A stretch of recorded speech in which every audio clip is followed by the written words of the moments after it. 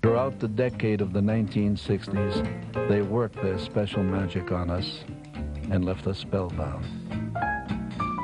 They made the squares feel hip, and even the cool cats were warmed by their presence. I'd like to introduce my bookmaker. He's way in the back there. The press tagged them the Rat Pack, and the name stuck. Dean Martin, Sammy Davis Jr., Peter Lawford, Joey Bishop, and the man who put it all together, Frank Sinatra, threw us a party that lasted 10 years, and there hasn't been one like it since. Well, I guess that's it, folks.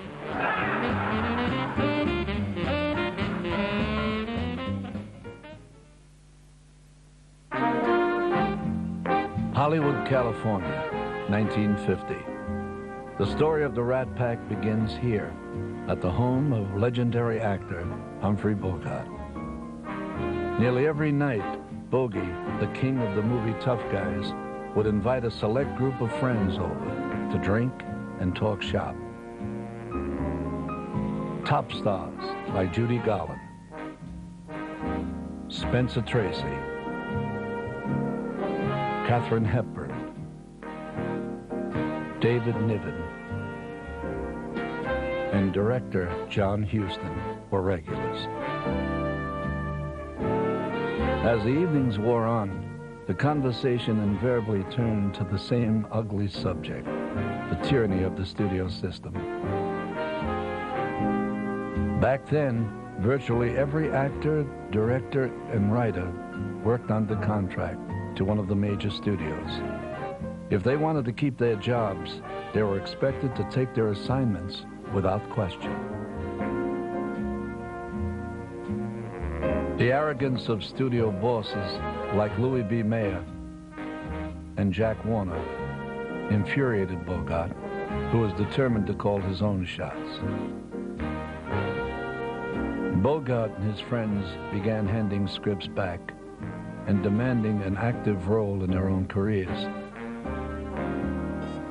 Out of frustration, the studio bosses named them the Rat Pack.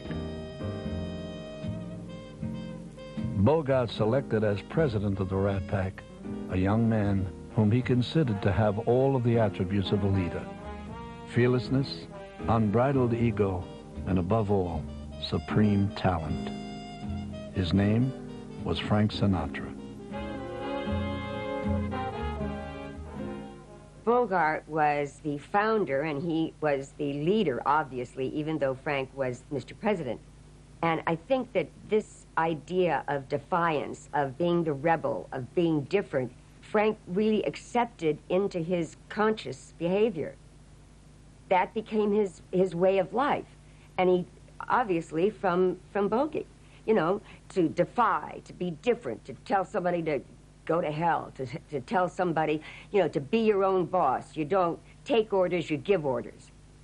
The irony was not lost on Frank Sinatra that a celluloid gangster should offer him the same advice he had been given a dozen years before by the genuine article. Paul Skinny D'Amato was born in Atlantic City, New Jersey in 1909. Skinny started gambling at 10 years of age. He had crap games on corners, empty houses, schoolyards, and he made the money because he had the dice and the cards. So finally, when he became older, his uncle lent him $40 to open up this cigar store, and that's how he started. They had a pool room in the back, and they had gambling. The cigar store was just a front. But he had many cigar stores and joints. At 16 years old, he had about 15 places all over Atlantic City. He was really an entrepreneur at an early age. In 1939, 24-year-old Frank Sinatra came to Atlantic City for the first time to play the Steel Pier Casino with the Harry James Band. By then, Skinny D'Amato, a born showman with a keen eye for talent, had fought his way up from the streets to become manager and part owner of the most popular spot in town, the 500 Club. A friendship developed between Skinny D'Amato and Frank Sinatra that would last a lifetime.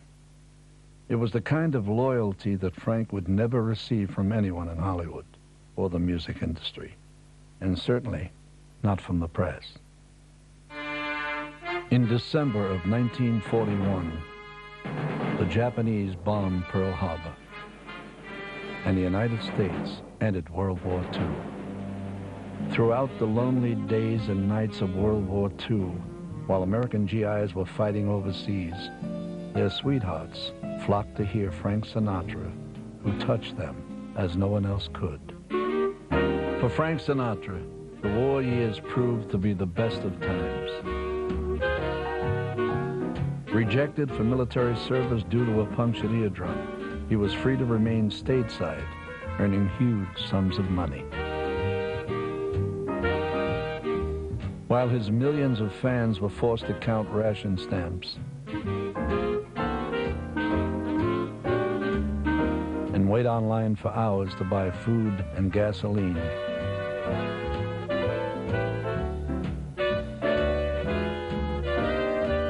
Sinatra enjoyed the life of a family man. He bought his wife Nancy a beautiful home in New Jersey and showered gifts on his firstborn child, Nancy, the true love of his life. The Sinatras wanted for nothing. They even drove their own Chrysler convertible, but nobody seemed to care. In a country that had lost its men, Frank Sinatra filled the void. He was every woman's man. In 1941, Frank Sinatra was headlining with the Tommy Dorsey Band at the Michigan Theater in Detroit. On the same show, opening for the Dorsey Band, was a black song and dance act called the Will Maston Trio, featuring a 16-year-old spark plug named Little Sammy.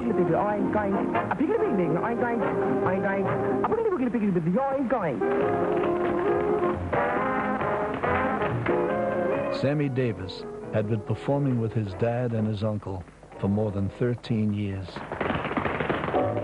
In 1947, shortly after Sammy was honorably discharged from the Army, Sinatra chose the Will Maston Trio to open for him at New York's Capitol Theater for $1,250 a week. It was more money than we had ever seen in our lives, Sammy would later comment.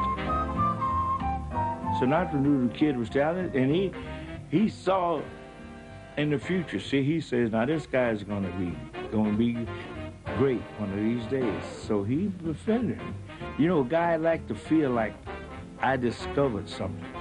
I saw a gem in this rough cut thing I saw found in the desert or wherever it was, you know. Of all the top white performers, only Frank Sinatra had the guts to challenge the bald-faced racism that sought to keep Davis out of the big time. Thus began Sammy Davis's rise to stardom. From then on, Frank Sinatra would be at his side every step of the way, ready to go to the war for his buddy, whom he lovingly nicknamed Smokey.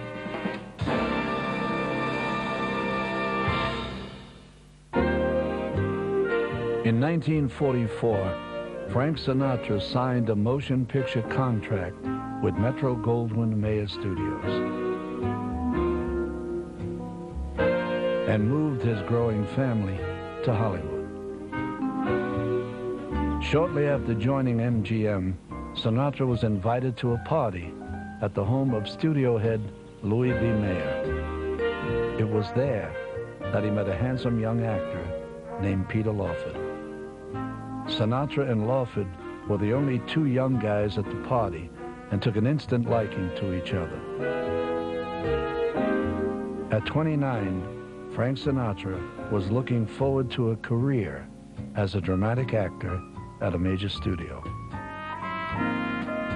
21-year-old Peter Lawford, however, had been under contract at MGM for 2 years and was well on his way to becoming a leading man.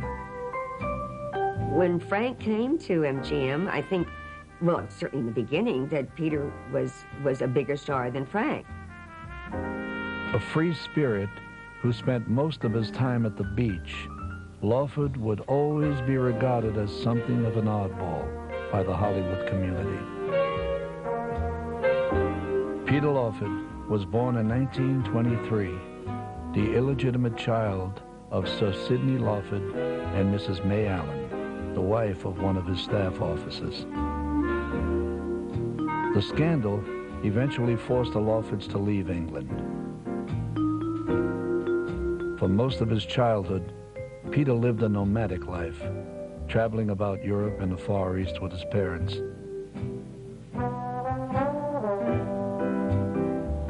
Eventually, they settled in Palm Beach, Florida, as house guests of the American nouveau riche, who were eager to show off their blue-blood English guests. But by 1939, Lord and Lady Lawford had worn out their welcome and lost all of their money. Cast aside by their society friends, they moved into a shabby rented bungalow on the wrong side of the tracks in West Palm Beach. In 1942, May Lawford borrowed some money from a friend and moved the family to Hollywood in the hope of getting her handsome son into the movies. Louis B. Mayer, realizing the need for English actors for his studio's wartime movies, took one look at Peter Lawford and immediately signed him to a contract with MGM. Peter definitely had a certain, quote, something. He was very popular in terms of fan mail and all of that, and he was a doggone good actor.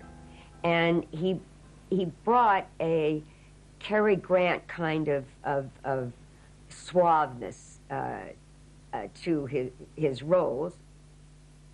By the time Frank Sinatra reported for work at MGM, Peter Lawford was receiving thousands of fan letters each week. Because he disguised it so well, Lawford's fans never noticed that he had a deformed right arm, the result of a childhood accident. What happened? Like Sinatra, Lawford was also 4F, but he often played the part of a soldier. Uncle Sam had drafted most of MGM's young actors, leaving the studio filled with an abundance of available young actresses.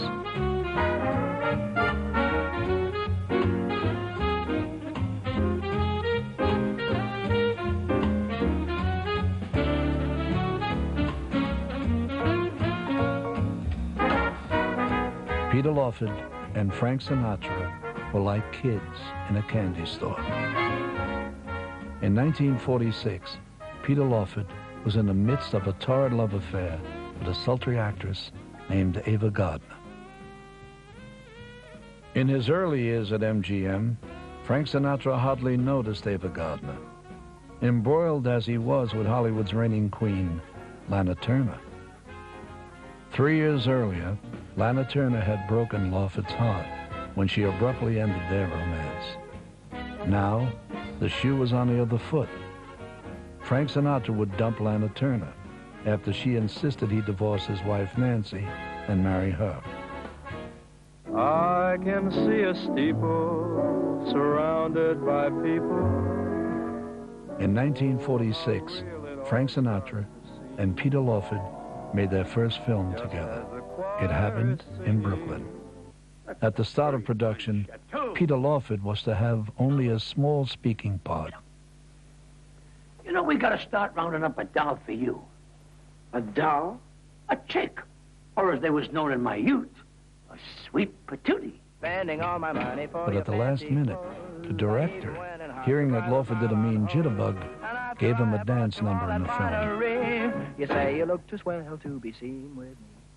When the picture was released, the LA Times gave Frank Sinatra lukewarm reviews for his acting, while Peter Lawford's dance routine was hailed as a showstopper.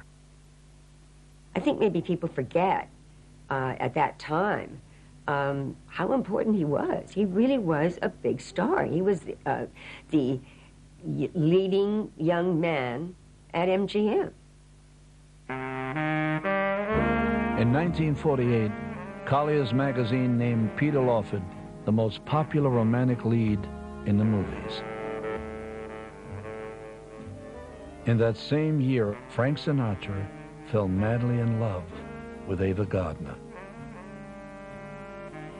At that point, he distanced himself from Peter Lawford. For the next 20 years, their relationship would always be a raging storm, filled with battles over women, money, and power. Frank Sinatra was just settling into his new life in Tinseltown.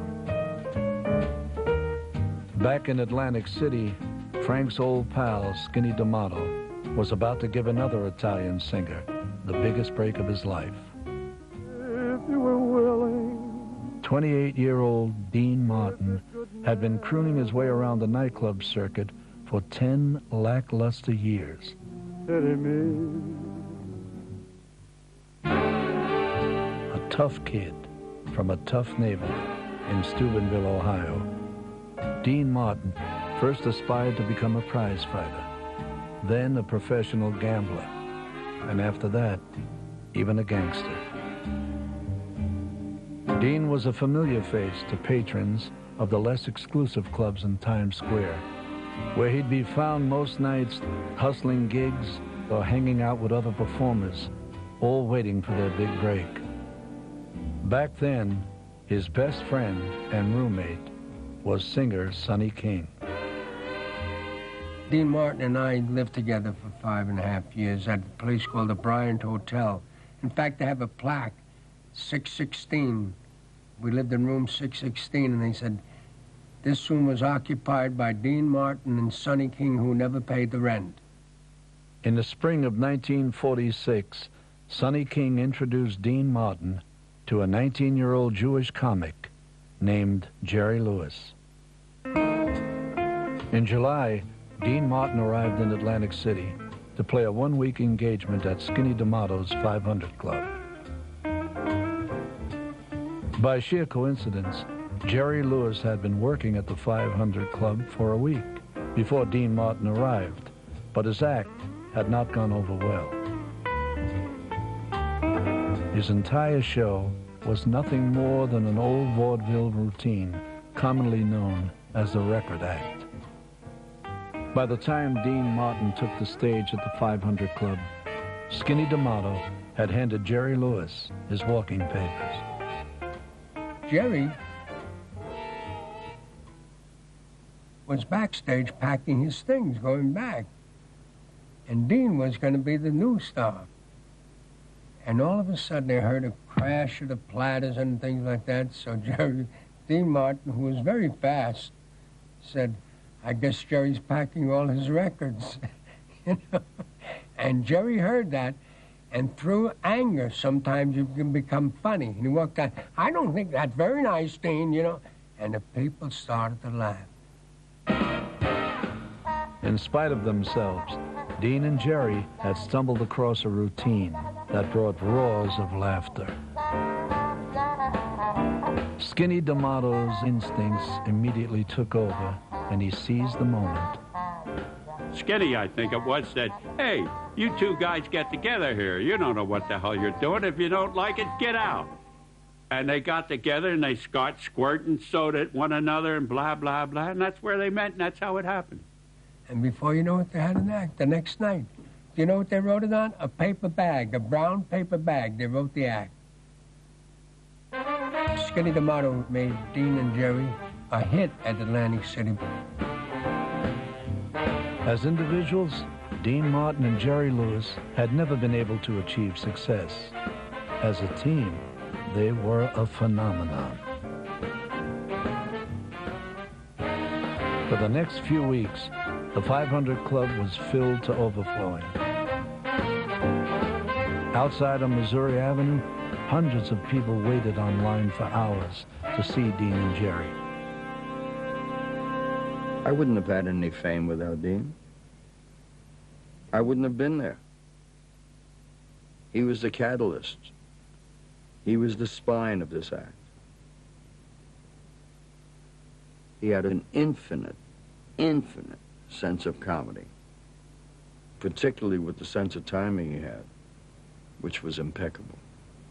Early in 1948, Skinny D'Amato, eager to show off his protégés, brought Frank Sinatra to the Copacabana in New York City, where Dean Martin and Jerry Lewis, now the toast of the town, were holding court.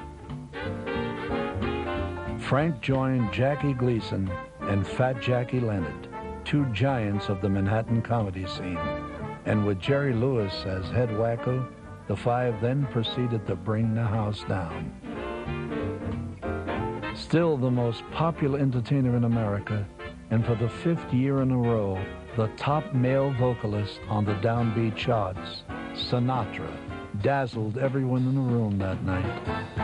Everyone, that is, except Dean Martin.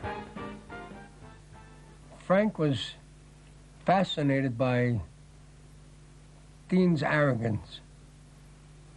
He was fascinated by Dean's arrogance. He never realized who Frank Sinatra was all his life. He never realized, you know, that Frank was his older brother and his mentor. And, but Dean never thought of anybody like that. Dean was only 2 years younger than Frank Sinatra. However, whereas Sinatra had achieved instant success, Martin had endured years of singing in Chinese restaurants and second-rate clubs before striking gold with Jerry Lewis. Come on, get up. Don't be shy. Come on.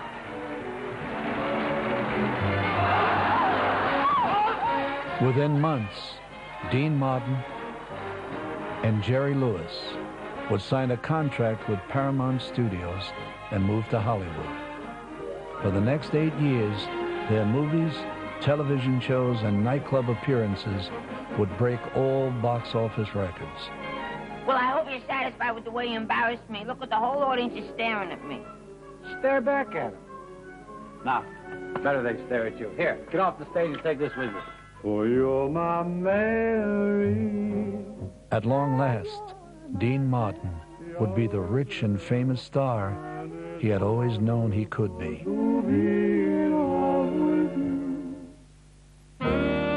Frank Sinatra, on the other hand, was about to embark on a romantic odyssey that would ultimately be his undoing.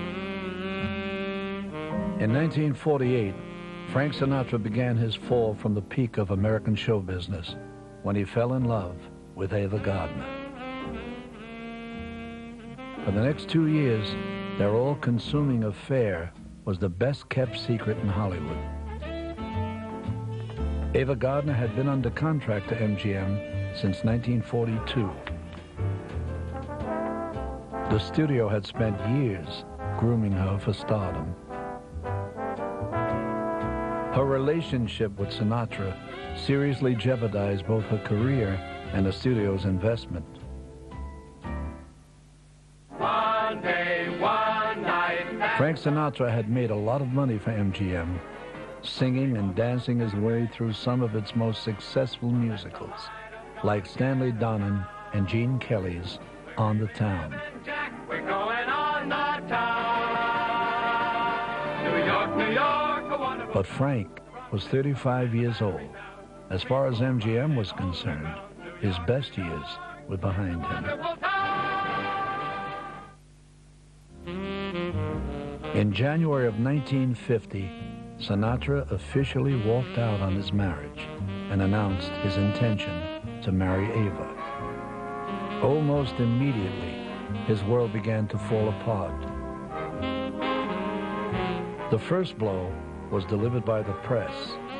A small army of reporters and columnists hounded Sinatra and Gardner wherever they went, turning their romance into America's first tabloid scandal. Nancy Sinatra vowed that she would never give Frank a divorce. Instead, she obtained a legal separation. That same day, Frank's assets were frozen and his property seized. Frank finally broke under the pressure. On April 26, 1950, during a performance at the Copacabana in New York City, Sinatra suffered a throat hemorrhage and was forced to cancel the remainder of his engagement. He left to join Ava Gardner in Tossa del Mar, Spain, where she was working on her latest picture, Pandora and the Flying Dutchman. This is Pandora. She was bold and beautiful. But the strains being placed on their relationship were taking a heavy toll. They fought constantly. Frank's record sales had been steadily falling.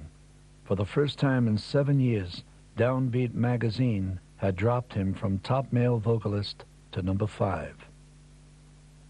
Columbia Records eventually refused to renew Frank Sinatra's contract.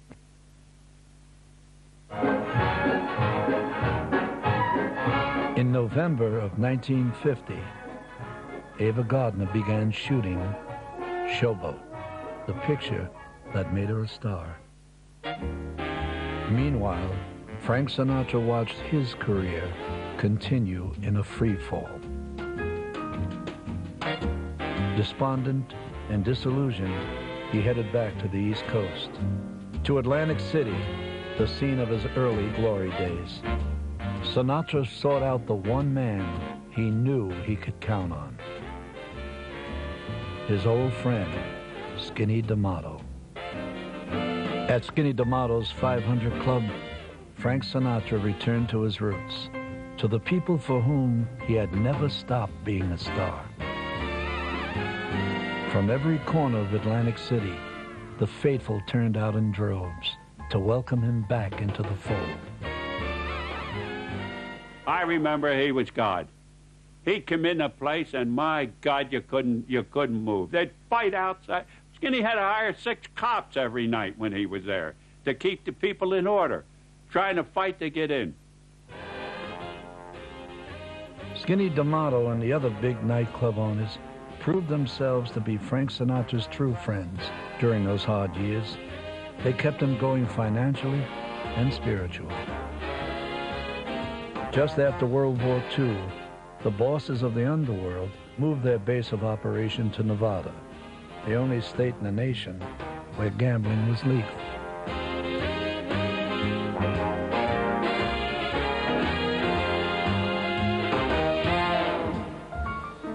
There they built a city of nightclubs, hotels, and casinos called Las Vegas. One of the founding fathers of Las Vegas was Mo Dalitz, a former boss of the Cleveland mob. Mo Dalitz was one of the owners of the Desert Inn, the Stardust, the Frontier, the Silver Slipper, you name it. He was the boss. He was a great, great guy. Dalitz, a close friend of Skinny D'Amato, gave Frank Sinatra a contract to sing at the Desert Inn. On any given night, you could walk into the Desert Inn and hear Frank Sinatra sing a 2-hour set for the price of a 50-cent Coke. The backbiters whispered that he had thrown it all away for nothing. But Frank Sinatra had gotten what he wanted, and to hell with what it had cost. While Frank Sinatra struggled to make a living singing in nightclubs, Dean Martin had become half of the hottest new comedy team in America. That we have found a feeling higher than high, my own, my only, my all. Martin and Lewis's first picture, My Friend Irma, had been a runaway smash hit. Within months, Paramount rushed out a sequel, My Friend Irma Goes West. Both films made millions. And they're even funnier than ever. with Dean Martin singing a raft of new song hits. Yours, love is yours because... In 1949, Dean Martin and Jerry Lewis were booked to appear at the Flamingo Hotel in Las Vegas. The Flamingo had started out as the folly of gangster Benjamin Bugsy Siegel. By the time he completed it in 1947, his poor planning had cost the mob millions of dollars. In retribution, the boys closed Bugsy's account permanently. Flush with their newfound wealth and fame, Dean and Jerry arrived at the Flamingo with an entourage of friends and family. Night after night, their fans packed the main showroom for a taste of the Martin and Lewis magic. More importantly, they also packed the casino. Thanks to Dean and Jerry, the Flamingo had become the cash cow of organized crime. Bugsy Siegel's successors were now enjoying a handsome return on their investment. During those early years in Vegas, no entertainer was more popular than Sammy Davis. Davis regularly headlined at the New Frontier Hotel. Night after night, the all-white audiences packed the showroom to see Sammy give them everything he had.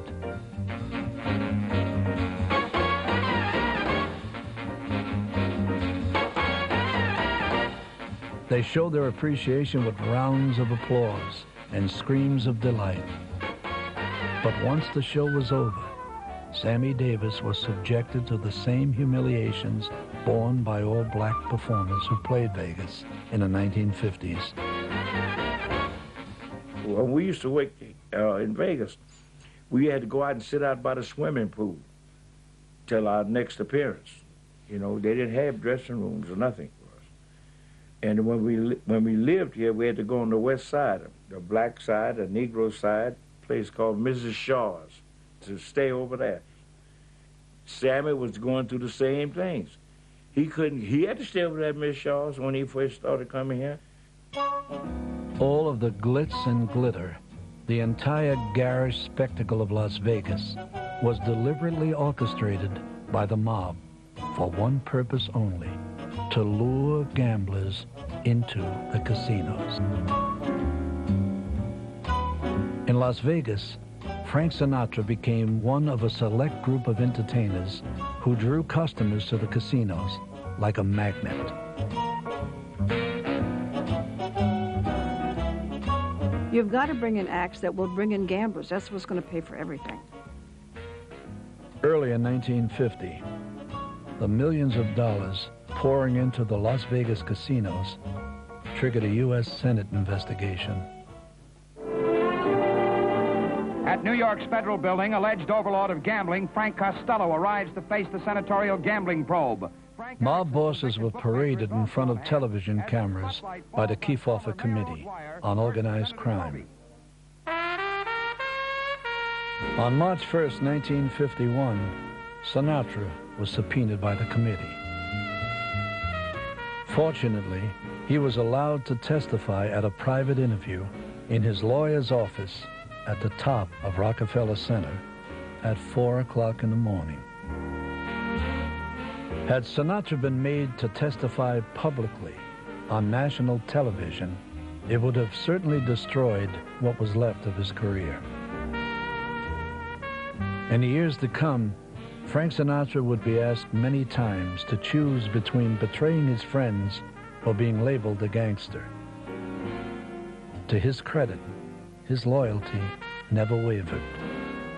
3 torturous years of legal wrangling, Nancy Sinatra finally agreed to a divorce. The moment he received the good news, Frank immediately contacted his old friends, Skinny D'Amato and Manny Sachs, head of Columbia Records, and asked them to make all the arrangements for a wedding. Less than a week later, at Manny's brother's home in Philadelphia, Frank Sinatra and Ava Gardner were married. Frank and Ava hoped that their marriage would legitimize them in the eyes of the press and earn them a certain degree of courtesy. But even on their honeymoon in Florida, they were chased down the beach and barraged with insulting questions. Ava remarked bitterly, "The reporters used to ask me, how does it feel to be a homewrecker? Now they ask me, how does it feel to be the wife of a has-been?" Frank was always a gentleman. I gave him so many marks in those days. I mean, really, I could see how lonely he was, how desperate he was, and Ava extending herself and helping him during that period of time. In March of 1952, the Sinatras attended the premiere of Frank's new picture, Meet Danny Wilson. But unlike previous years, the fans weren't there. The next day, the New York World Telegram and Sun printed the awful truth. Gone on Frankie in 42, gone in 52.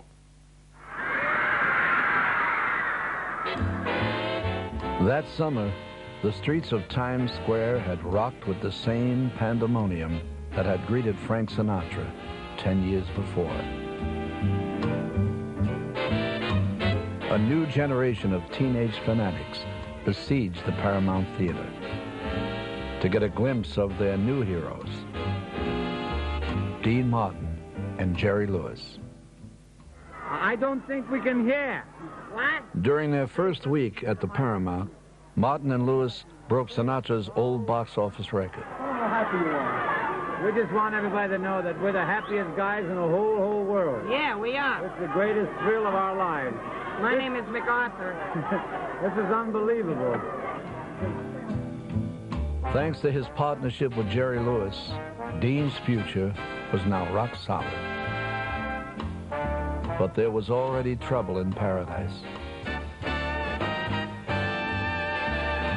Dean was clearly the less popular half of the team, and many saw him as merely the organ grinder to Lewis's monkey. Dean didn't mind. It was better than shoveling coal in Yorkville or wherever, Victorville or wherever else it came from, you know? So, and a lot of us settled for that. You know, it was better than where we were. So what are we arguing about? In his own nonchalant style, Martin rationalized that it was a small price to pay for the fame and fortune that was now his. In the end, however, Dean would have to choose between playing second fiddle to Lewis or trying to make it on his own as a solo performer. In 1951, Sammy Davis and the Will Maston Trio got their first booking at Ciro's, Hollywood's premier nightclub. It was the turning point in Sammy's career. His presence on the stage felt like there were fans that were pushing your body against the back of your seat. And I knew I was experiencing lightning in a bottle. He stopped the show cold, and it was an incredible performance. The teenage wonder, to whom Frank Sinatra had extended a helping hand all those years ago, had finally made it to the top of the marquee.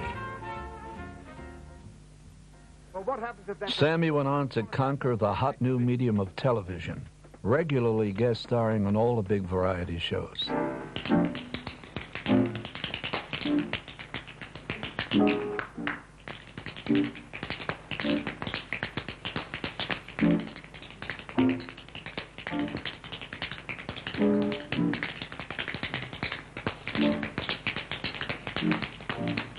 Davis was now well on his way to realizing his lifelong ambition to be the foremost tap dancer in the world. The skill with which he was able to execute the most difficult routines was unequaled. No dancer in the business could touch him.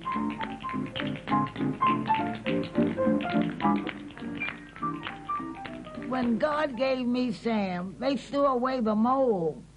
To spend one night in our old rendezvous and reminisce with you. You're my desire.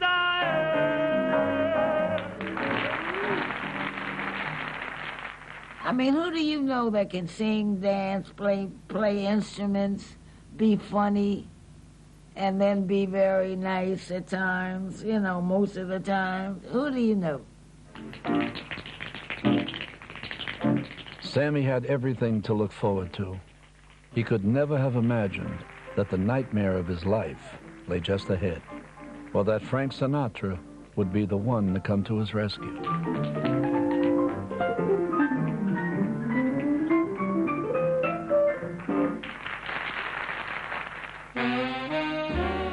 By 1952, Frank Sinatra had been in a slump for nearly 5 years.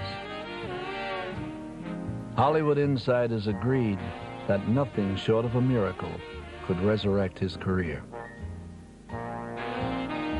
Ironically, it was Sinatra himself who came upon one, buried in the pages of a best-selling novel.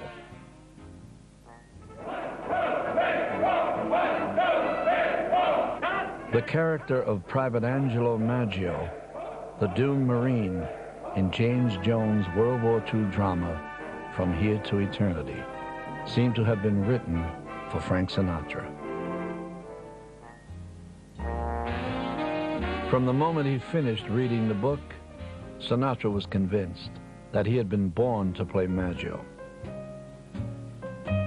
At that point, Frank Sinatra was so far out of the loop that he didn't even have an agent. But he did have a wife who was a major star. So it fell to Ava Gardner to persuade Harry Cohn, head of Columbia Studios, to let Frank make a screen test. It's my knowledge that he offered to do it free. He didn't even want any money. But it's also my understanding that Ava made the phone call that got it. Ava had called Cohen from Africa, where she was working on the MGM safari epic, Magambo, with Clark Abel. At Columbia Studios, Frank Sinatra's screen test convinced everyone, except Harry Cohn, who told Frank he'd get back to him. Tensions between Frank and Ava were running at a fever pitch. By the time Harry Cohn cabled Sinatra to report for work on From Here to Eternity, the Sinatra-Gardner marriage was in ruins. Sinatra took the next plane to Hawaii, where From Here to Eternity was already in production.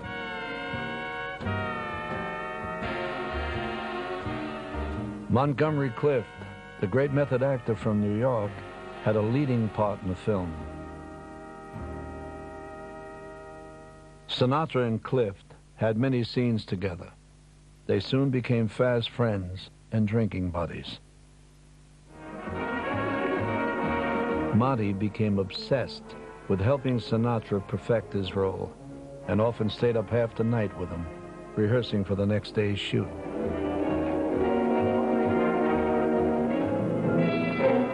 Why, it's Angelo Maggio. Greetings, Mrs. Kid. Vegetable. Who's the broad? My sister.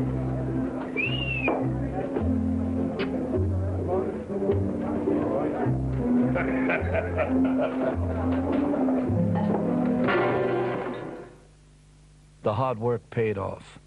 Frank Sinatra's performance would earn him an Oscar nomination.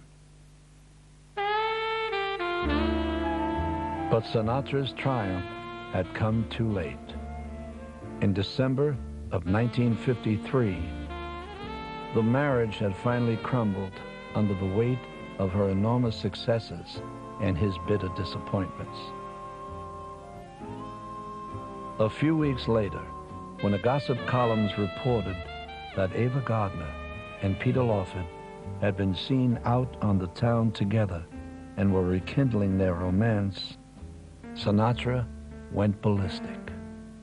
He telephoned Lawford in California and threatened to break his legs if he ever saw Ava again.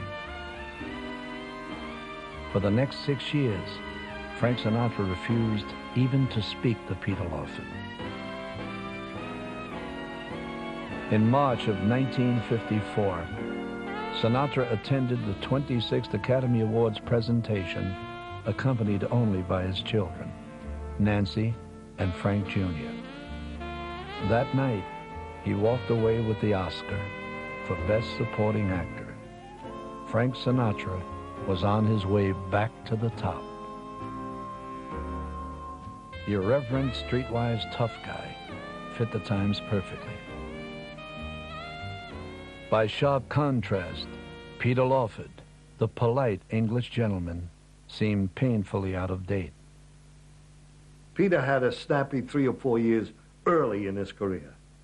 Very early. After that, nothing happened. You know, he'd run from one part to another. You remember those movies.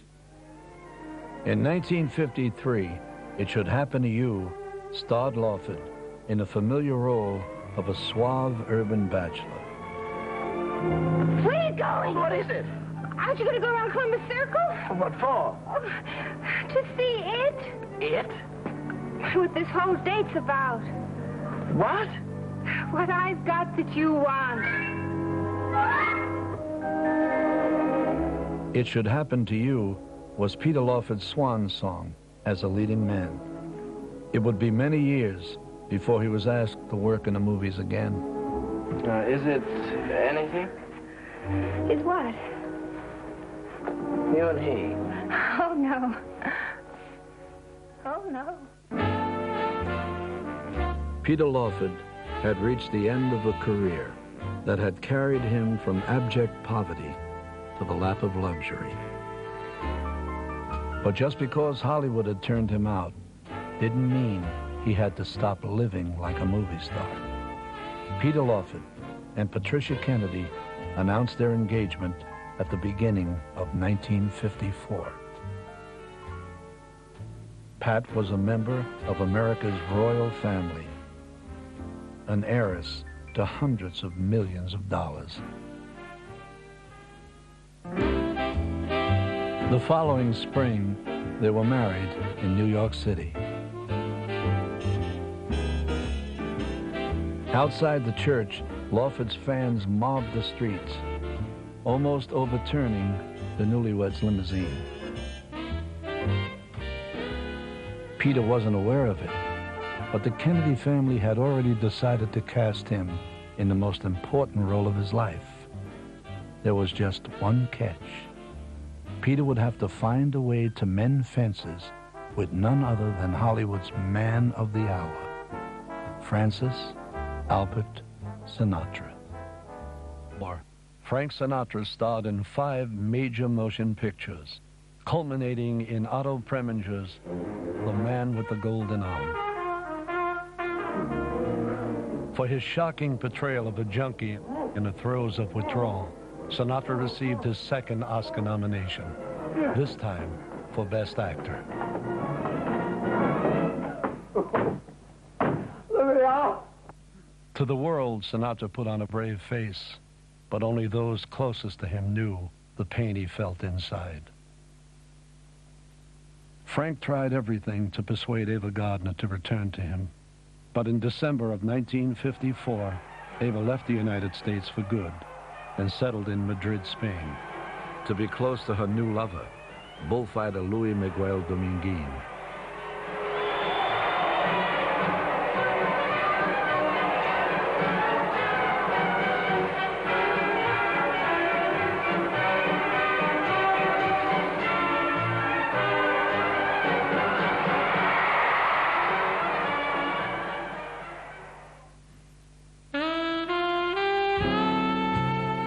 Sinatra was desolate and fell into a chronic depression.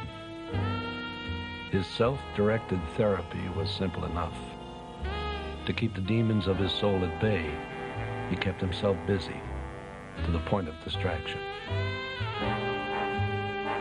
At Capitol Records, Sinatra began working with a young arranger named Nelson Riddle. Frank's heart-rending interpretations of ballads like I'll Be Around and Glad to Be Unhappy were some of his greatest recordings. Years later, Nelson Riddle would say it was Ava who taught him how to sing a torch song. Sinatra worked 18 hours a day, but ultimately, he had to go home. Since he couldn't bear to be alone and almost never slept, he filled the nighttime hours with friends and good times. Though their personalities were as different as night and day, Dean Martin and Frank Sinatra had become close friends. Dean, to me, was a key to that whole relationship. He gave Frank another sense of himself. He was extremely funny, Dean. Like Sinatra, Dean was also a Capitol recording artist. His first record for the label, That's Amore, had sold over 1 million copies. But while Sinatra labored over every detail of his work with Nelson Riddle, and almost always sang with the orchestra, Dean usually waltzed into the studio at night to lay down his vocals, after his arrangements had already been recorded. Dean was not wont to show them, but he had troubles of his own, particularly with his partner, Jerry Lewis. This to you, Dean Martin, and this to Jerry Lewis. Martin and Lewis were Hollywood's golden boys. In 1953, their movies had grossed over $30 million.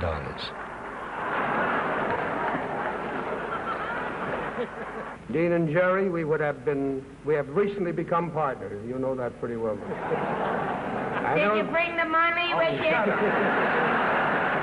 Yet Dean was deriving less and less pleasure from his celebrity.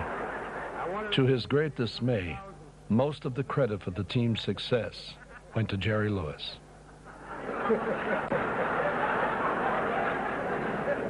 But now stand by for just Lewis, a complete workaholic, spent most of his time putting the material together for the act. disaster in the department store.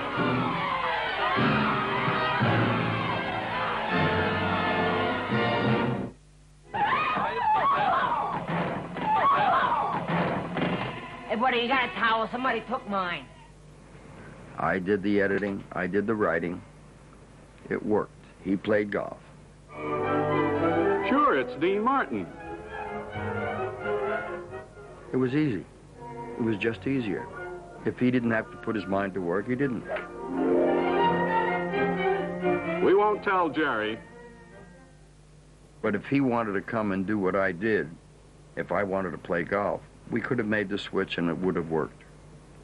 Do you really think so? No. Oh, what would you do without me? What would you do, boy? What would you do without me when I'm gone? Dean found himself being pushed further and further into the background. It was a terrible blow to his pride. Who's always taking it on the chin? Who's always there, lose or win? Who's always been a regular guy? I'll love you till I die. Finally, in the spring of 1954, Dean told Jerry he was splitting. The gossip columns reported that a Martin and Lewis breakup was imminent. Dean had desperately wanted to break away from Lewis, but after taking a good long look at his bank book, Martin got cold feet and backed down. To reassure their fans that they were staying together, Martin and Lewis celebrated their 8th anniversary as partners on the Colgate Comedy Hour by recreating their first days together at the 500 Club in Atlantic City.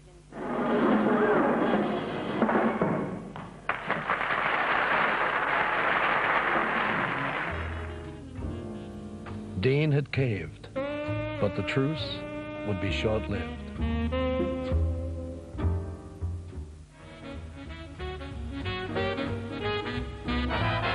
Sinatra never forgot the Vegas bosses who had stuck by him when Hollywood had written him off. It was only fitting that he would now pay them back tenfold. The boys had only to ask, and Frank was there. Sinatra willingly hosted openings of new hotels like the Dunes, freely dispensing his irresistible charm.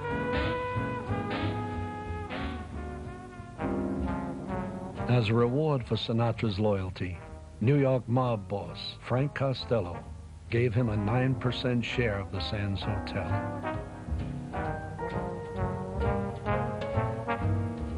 Thus began a partnership between Frank Sinatra and the men who ran Las Vegas that would last well into the 1960s. In the early hours of November 19, 1954, after finishing his last show at the New Frontier in Las Vegas, Sammy Davis set out in his car for a recording session in Los Angeles that afternoon. You know, he was driving down the road and two women coming in the other direction rammed into him, and he fell and hit the post and knocked his eye out. Sammy despaired that his career was over, but his friends refused to let him give up, especially Frank Sinatra. Sinatra drove 70 miles non-stop from Los Angeles to San Bernardino and brought Sammy to his home in Palm Springs to recuperate. Then Frank did Sammy the biggest favor of his life.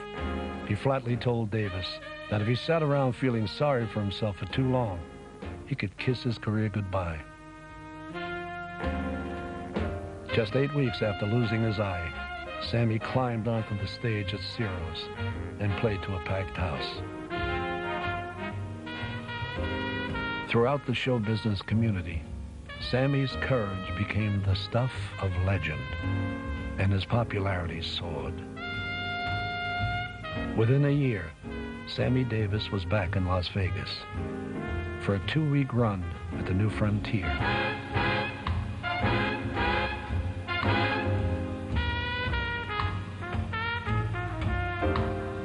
On opening night, Sammy triumphantly removed his eye patch to a standing ovation.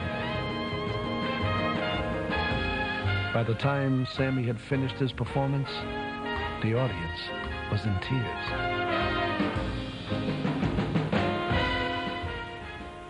After his accident, Sammy Davis became the younger brother that Frank Sinatra had never had.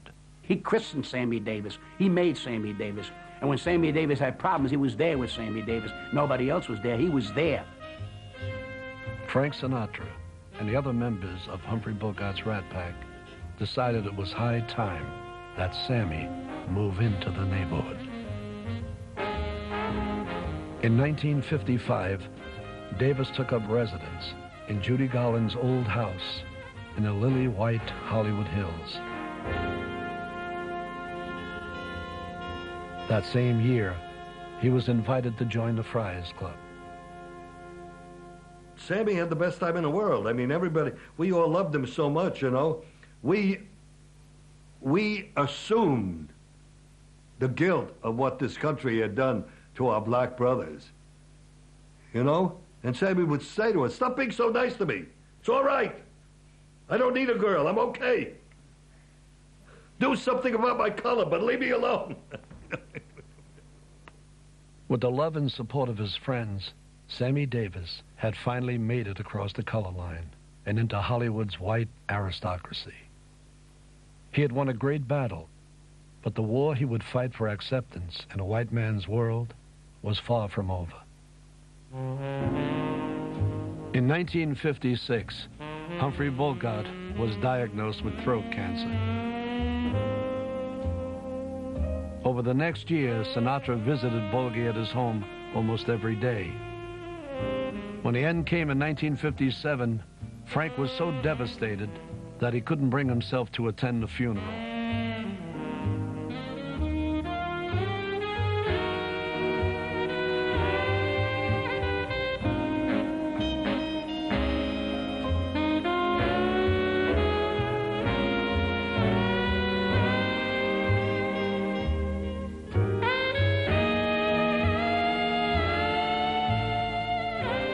After Bogart's death, Sinatra became the constant companion of his widow, Lauren Bacall, often taking her to Las Vegas with him.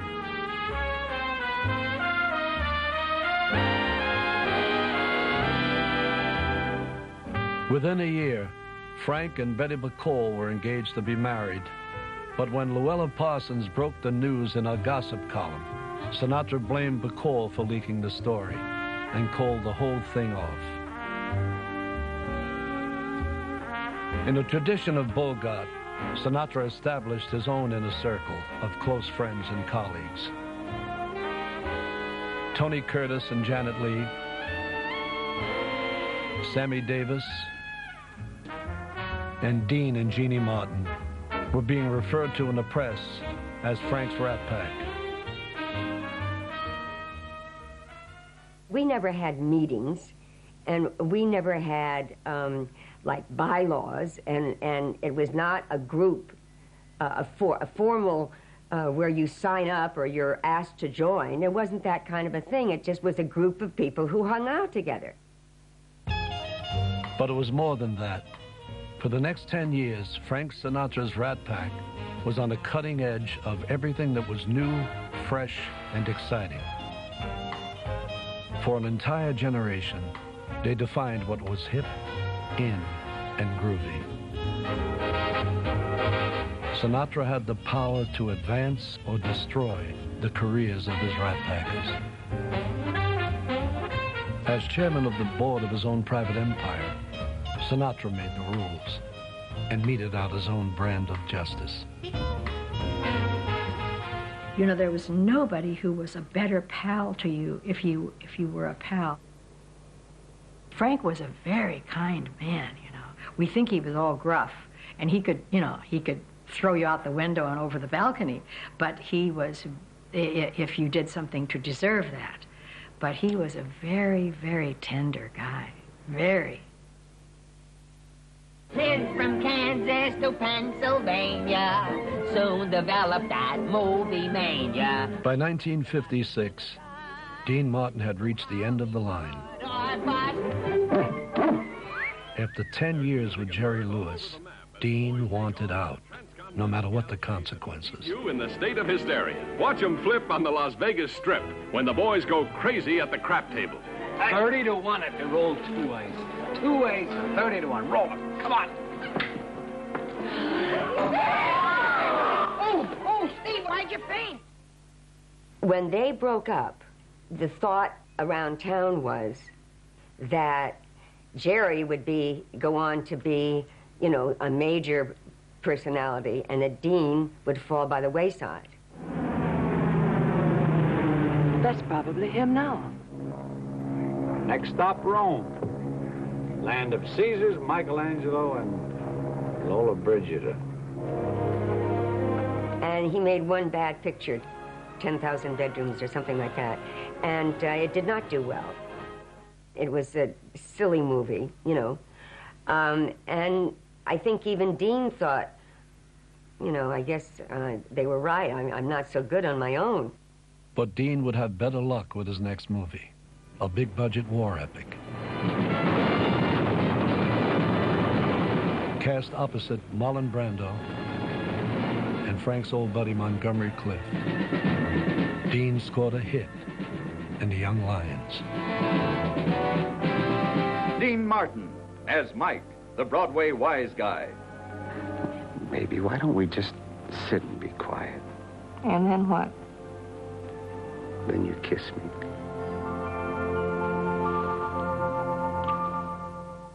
He took off like gangbusters. And I could see the change because we were extremely close at that point with Dean and Jean. And I saw the self-confidence.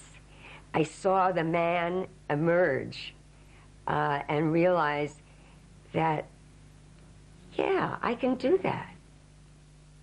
6 months later, Dean made his first picture with Frank Sinatra. Dames. The highly charged melodrama, Sun Came Running. As Frank's hard-drinking, fast-living sidekick, Dean was simply acting out his real-life role with Sinatra. What wedding? What wedding? Dave, just between you and me, that little old school teacher of yours, you know, she ain't too good an influence. You know, ever since you give up drinking, you've been impossible. Frank and Dean's winning combination laid the groundwork for future Rat Pack films. What do you mean, are we gonna... Dave, if there's gonna be an argument about Jimmy singing, I'm with him. Yeah, I'm with him. Peter Lawford waited for calls from his agent. That never came. He hadn't made a feature film in 4 years. To make matters worse, Lawford was suddenly confronted with a serious dilemma in his personal life. Peter's brother-in-law, John F. Kennedy, was preparing to make his bid for the White House. Joseph P. Kennedy had given his son-in-law the assignment of persuading Frank Sinatra, a lifelong Democrat, to throw his support behind Jack's campaign. Pat Lawford knew all too well that a father's request would be virtually impossible for Peter to fulfill. Sinatra's open animosity towards Lawford was common knowledge in Hollywood. Gary and Rocky Cooper, two of Sinatra's oldest and dearest friends, offered to help Pat Lawford bring Frank and her husband together for a truce. Rocky Cooper was extremely fond of Peter Lawford. Confident that a close relationship with Frank could stand the strain, Rocky invited Sinatra and the Lawfords to a dinner party at her home. As if nothing had happened, Lawford and Sinatra picked up where they had left off 6 years before. Peter confided to Frank that he had bought a script from one of his beach buddies about a platoon of ex-commandos whose captain reunites them to rob the 5 major Las Vegas casinos. It was called Ocean's 11. Frank Sinatra had no trouble making a deal at Warner Brothers to produce Ocean's 11. The movie was a guaranteed moneymaker, as well as something Frank had been searching for a long time. A chance to work with his best pals, Dean and Sammy, and have a blast in their favorite playpen, Las Vegas. As a reward for bringing the script to Sinatra, Peter Lawford received a starring role and a share of the profits. After a 6-year absence, Peter was back in the movie business. Late in 1959, Frank Sinatra was on the Warner lot with director Louis Milestone, working out their plans for the production of Ocean's 11, when a Friars Club held a roast in his honor.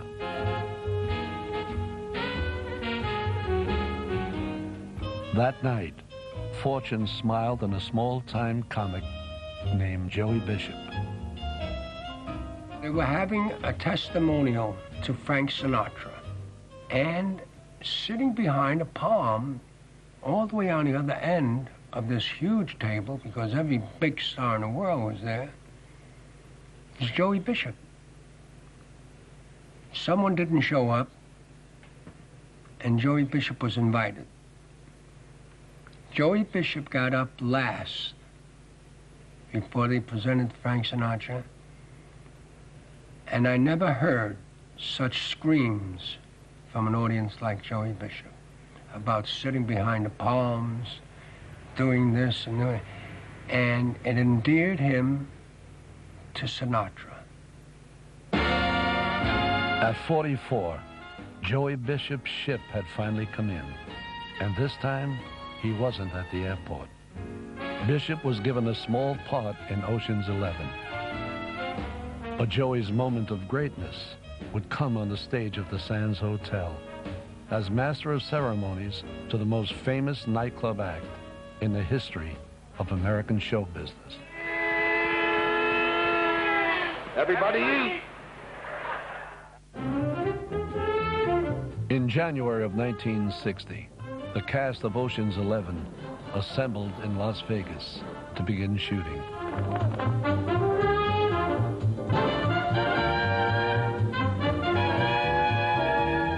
Keep your eye on Danny Ocean. He's the quiet guy in the middle of it all. He's the guy with the big idea. He's calling a summit meeting of his own, and it's going to be a summit to top them all. Sinatra wasn't content with just making a movie. Every night, after shooting it wrapped, Frank and his crew took the stage at the Sands for a series of shows that would come to be known as the Summit.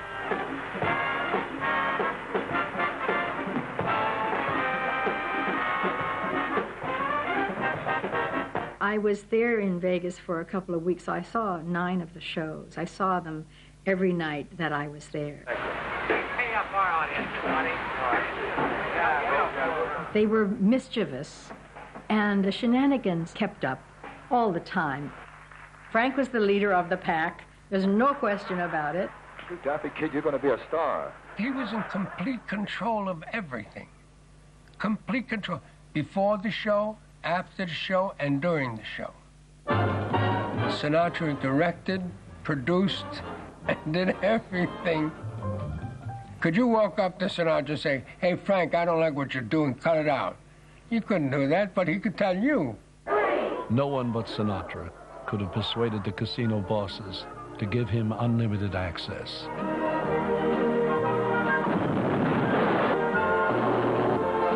Lights! Lights! How'd it come off? Like a charm. Same here, fantastic. They would work from about 11 to 7 or 8 and then go right to the show. So instead of going out to dinner after work, they did a show. Maybe I live a life of regret. Frank Sinatra's Rat Pack had turned the town on its ear. For the next 4 weeks, there wasn't a single hotel room to be had in all of Las Vegas. Nevertheless, I'm in love with Oh, stop it. I am today announcing my candidacy for the presidency of the United States. 2 weeks after announcing his candidacy for the presidency, John F. Kennedy arrived in Vegas to see the Rat Pack. The brightest man in the political world today, Senator John Kennedy from the great state of Massachusetts. Yeah, Jack.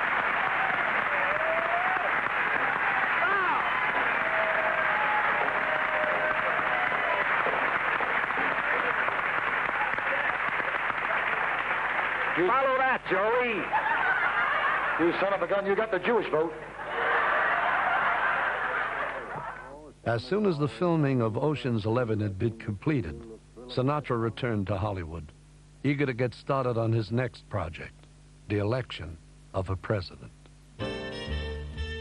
By the spring of 1960, Sinatra and the Lawfords were as thick as glue.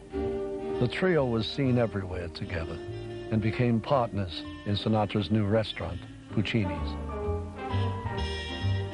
Before long, Sinatra began recruiting his Hollywood celebrity friends to work for Jack Kennedy. I had kept hearing about Senator Kennedy from Frank Sinatra.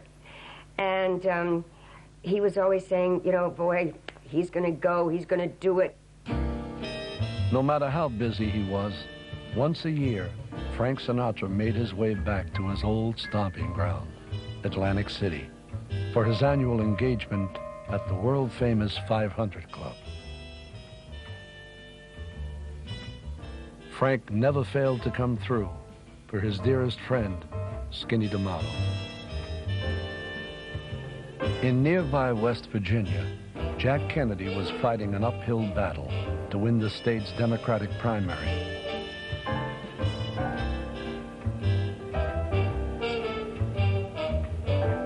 Jack was running far behind in the polls.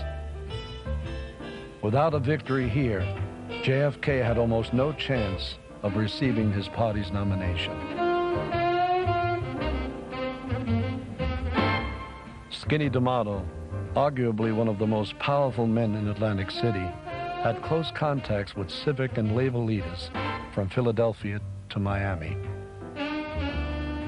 As a personal favor to Frank Sinatra, Skinny traveled to West Virginia and made sure that the local officials delivered the votes needed to put Kennedy over the top.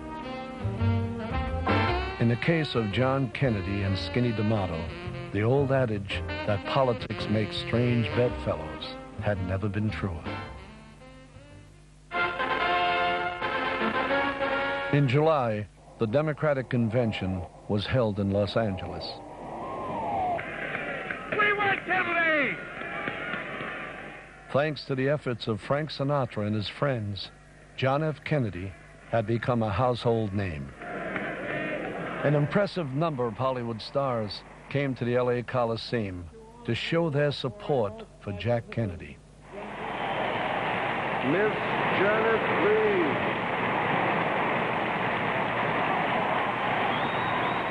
Mr. Frank Sinatra. As usual, Sinatra was the man behind the scenes, pulling the strings.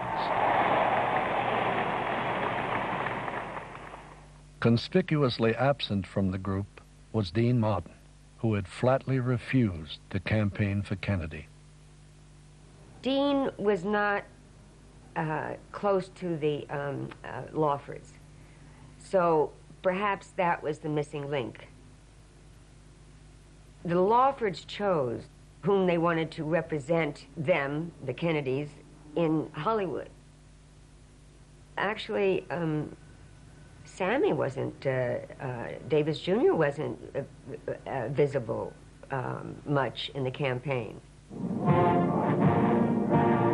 Sammy Davis showed up at the convention to sing the national anthem, only to be heckled by the Mississippi delegation. Davis left the arena in tears. Sammy's engagement to Swedish actress Maj Britt had offended millions of white Southern Democrats. See, Sam was like this. I'm a man. I'm a man like any other man. But in those days, I don't care what kind of man you were. If you're a black man, you're in trouble. You know what I mean? Especially fooling around with white girls. Joe Kennedy regarded Sammy Davis as a serious liability to his son's campaign. To Frank Sinatra, Joe Kennedy's attitude was pure hypocrisy.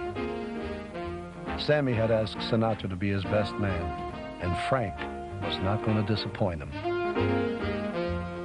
But the night before JFK won the nomination, he celebrated with Frank Sinatra at his side. From then on, Sinatra's commitment to Kennedy was absolute, in spite of the conditions that Joe Kennedy put upon it. I think Joe Kennedy was capable of using anybody and everybody. I didn't particularly like the old man. I think he was a user. Jack was so charming, it would be hard to say that he was a user.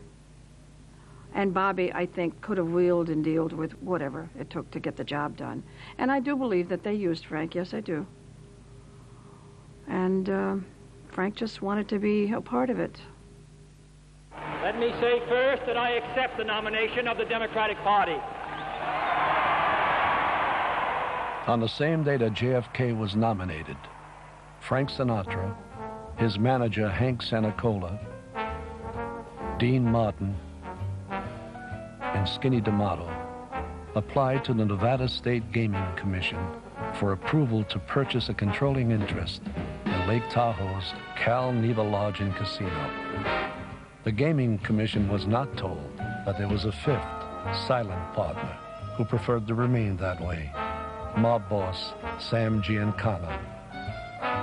The previous year, during the U.S. Senate hearings into organized crime, Giancana had been castigated by Robert Kennedy.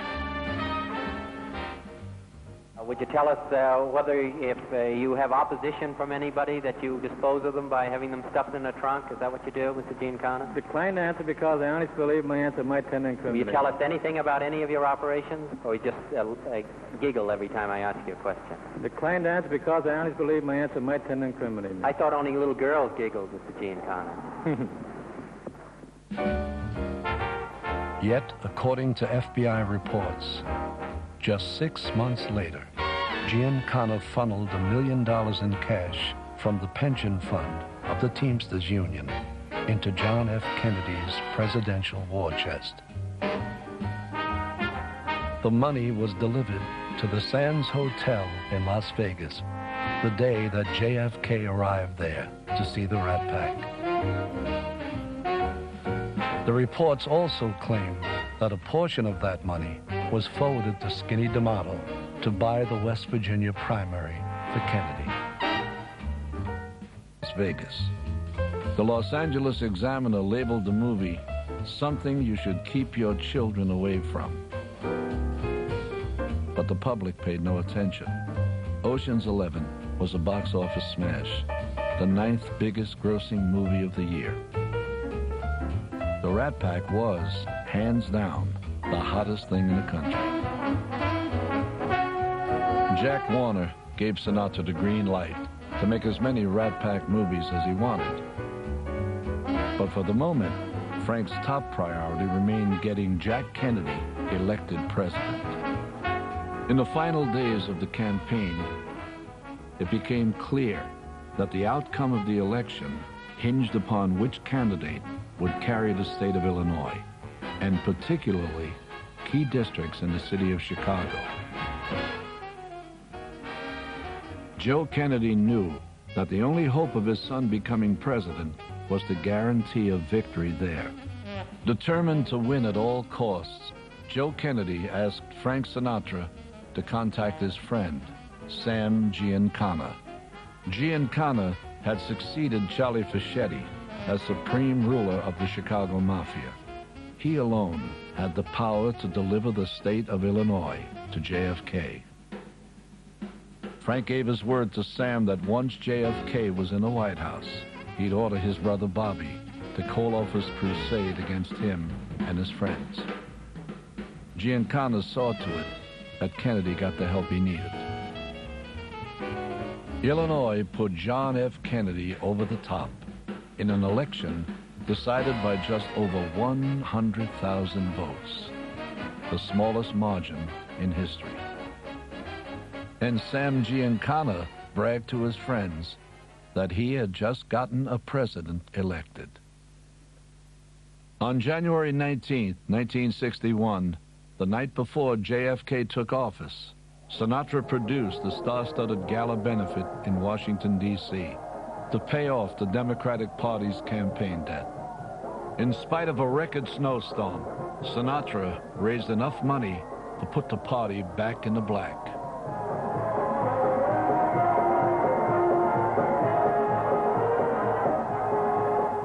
I think Jack himself called and asked him to do it. And from day one, Frank had complete control of that whole show. Those close to Sammy Davis Jr. say that he was either not invited to the gala or told to stay away. It was by far the cruelest snub.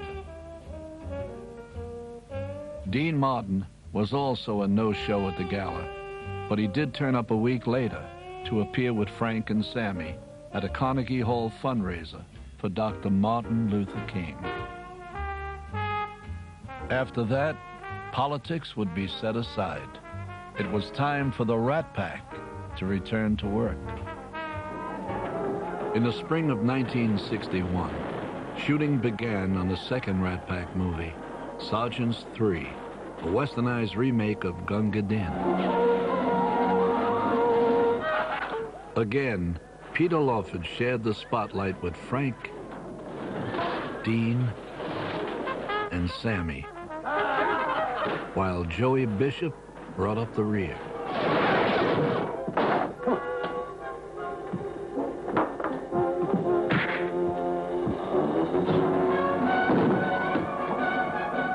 Personal matter? Drunk.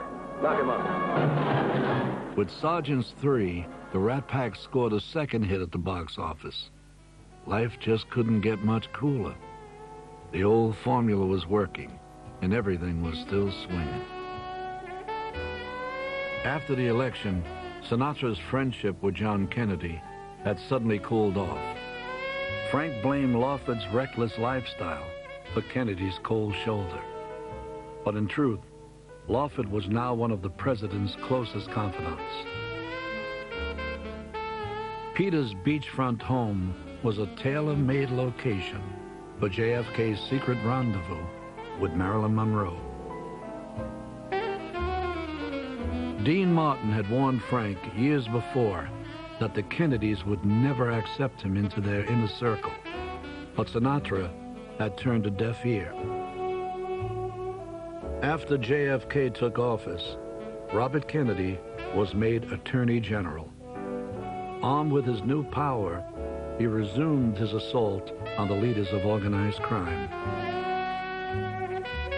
At the top of his list was the same man who had put his brother in the White House, Sam Giancana. When Sinatra heard that Bobby had placed Sam Giancana under 24-hour FBI surveillance, he was dumbfounded.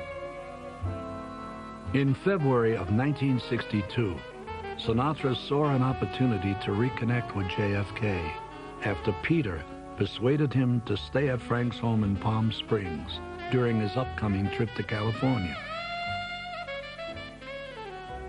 He had done a lot of work to it, refurbished a lot of the furniture and the drapes and the rugs. Really a lot of work to make everything absolutely perfect for him. Added on space for the Secret Service people and things like that. Then, a few days before Kennedy was scheduled to arrive, the roof fell in. The FBI found proof of JFK's 2-year affair with Judy Campbell, a young actress who had been introduced to him by Frank Sinatra. When Campbell also turned up on FBI surveillance tapes as being the mistress of Sam Giancana, FBI Director J. Edgar Hoover delivered the reports to Robert Kennedy in person. JFK never saw Judy Campbell again. He immediately canceled his visit to Sinatra's house. Peter Lawford was handed the task of conveying the bad news to Frank. For being the bearer of bad news, Sinatra would make Peter pay dearly. In a fury, Sinatra swiftly ousted Peter from his clan. This time, their friendship was over, permanently. Well, you always have to have somebody to blame, and it was poor Peter in that respect, but I don't know. I think maybe through the years Frank might have realized it wasn't Peter, because Peter adored Frank. He would have done anything in the world for him. In May, Lawford delivered Marilyn Monroe to Madison Square Garden to appear at JFK's 45th birthday bash. Mr. President, the late Marilyn Monroe. Marilyn had walked off a picture she was making with Dean Martin in Hollywood, even after the studio forbade her to make the trip. When she returned, she was fired. Marilyn had been intimately involved with both Jack and Robert Kennedy, and nearly went insane after being rejected by them. To add fuel to the fire, her addiction to barbiturates was spinning out of control. In July of 1962, the Lawfords brought Marilyn to join Frank Sinatra at the Cal Naval Lodge for some fun and games. Sinatra had agreed to put up with Lawford for the weekend because Monroe was falling apart. Frank hoped that Marilyn could pull herself back from the brink, but it was not to be. 6 days later, she committed suicide at her home in Los Angeles. Peter Lawford would carry the guilt of her death for the rest of his life. Peter was a very disillusioned and very bitter person. And I think that's what, that bitterness at an early age, bitterness at an early age automatically turns into alcohol, substance abuse, all kinds of addictions, And that's what I think happened with Peter. For Sinatra, the past had always held a special place in his heart. Now, once again, he decided to reach back to try to regain a lost love. In the summer of 1963, Frank and Ava Gardner reunited. It wasn't long before the fireworks started, The reconciliation ended after a typical blowout. Sinatra headed west, back to Nevada, where more trouble was waiting for him. The FBI had notified the Gaming Commission that Sam Giancana, one of America's 10 most notorious criminals, had been staying at Sinatra's Cal Naval Lodge in direct violation of Nevada state law. The incident wound up costing Frank Sinatra his gaming license. On October 10, 1963, Sinatra was forced to give up his ownership of Cal Neva, as well as his 9% interest in the Sands Hotel. Skinny D'Amato and Sam Giancana both lost a fortune. True to form, Dean Martin was again ahead of the curve and had sold his share the year before. Frank traded his casino shares for Warner Brothers stock and went to work on his third Rat Pack movie, Robin and the Seven Hoods, a fairy tale of the Chicago mobs of the 1920s that portrayed them as lovable Damon Runyon characters. Dean Martin is Little John. Sammy Davis Jr. is Will Scarlet. Frank Sinatra is Robin. What's your racket? I'm a brain surgeon. No one I know gets so such a glow out of bang, bang like me. My kind of town, Chicago.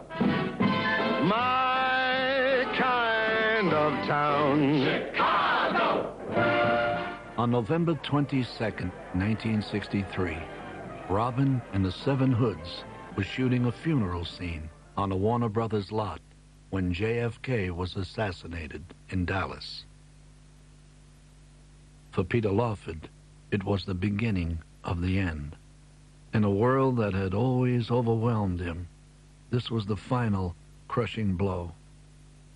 I think when the president was killed, it really did him in. I don't think Peter was never the same. For some reason, he just lost it. 2 weeks after JFK was killed, Sinatra was caught up in the worst nightmare of his life.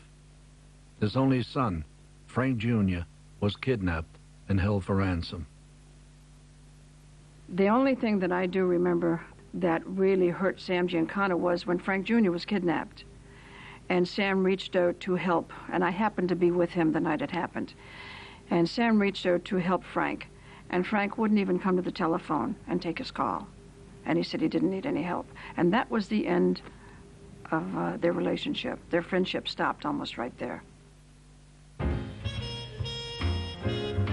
In less than 2 years, all of Frank Sinatra's high hopes had been dashed. As he had so many times before, Frank picked himself up and moved on. It doesn't matter how great Sammy was, and Sammy was one of the greatest performers ever to come along that we'll ever see, and a wonderful person. Dean was a wonderful person. Peter was great. Joey is one of the funniest men. And yet, the real phenomenon of them all is Frank, and you just can't help. He is an extraordinary persona. You can't talk enough about him, and yet you can never define him. I mean, that's the elusive magic. Call me irresponsible. Call me unreliable. Throw in undependable too.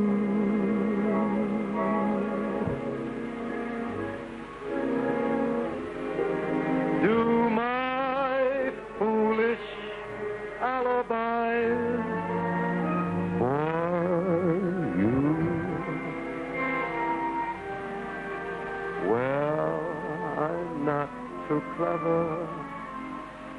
I just adore you. Call unpredictable. Tell me I'm impractical. Rainbows I'm inclined to pursue.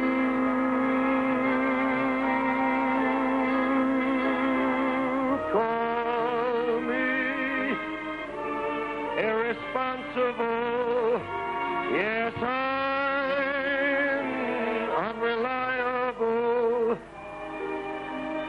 but it's undeniably true. In 1973, the 500 Club burned to the ground.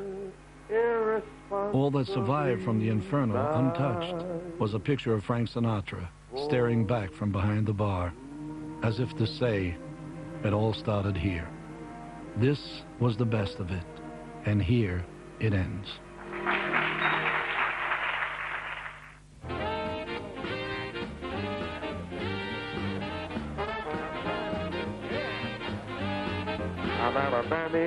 You'll go there by yourself, I know that. Leader or no leader, I ain't going with you, baby. You've been playing parties with my sister. You've been fooling around with my sister and you ain't been paying, is that right? Need the money on the dresser, Jocko.